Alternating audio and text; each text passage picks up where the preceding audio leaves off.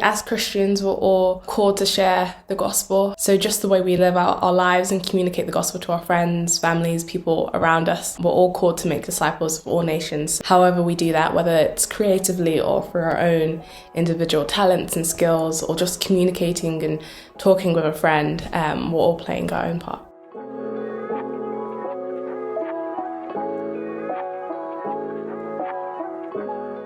Those difficult things have given me a much richer understanding of the gospel and how it speaks into brokenness and disappointment. And that gives me a reason to cling to God when life is hard, but also a really clear reason to hold out the hope of the gospel to people around me who are going through hard things themselves. To be able to sit in really hard, broken places and enter into people's pain and difficulty and show up within that. And I think I'm always encouraged and reminded in those moments that that's what the Lord does for me. He enters into my mess and my sin and he meets me there.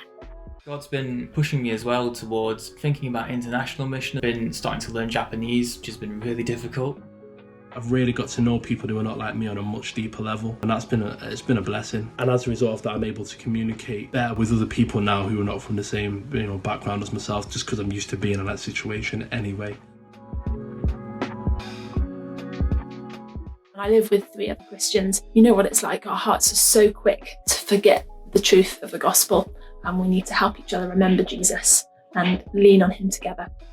He's helped me use my gifts for kind of building relationships at work and with my friends that don't know Jesus. And when we're just doing life together, to be able to share with them how the gospel does change my outlook. I do lightning talks as well at my work, so I've sometimes done talks about biblical concepts. I wrote a blog post once about Christian culture, which was shared across the BBC's internal network. Working in tech, I get to really find out about people's lives, like what really matters to them. You'll be surprised how much the internet means to people. We can't really function without it now in a lot of ways, and a lot of the time we can use that as a springboard to say that there's something greater.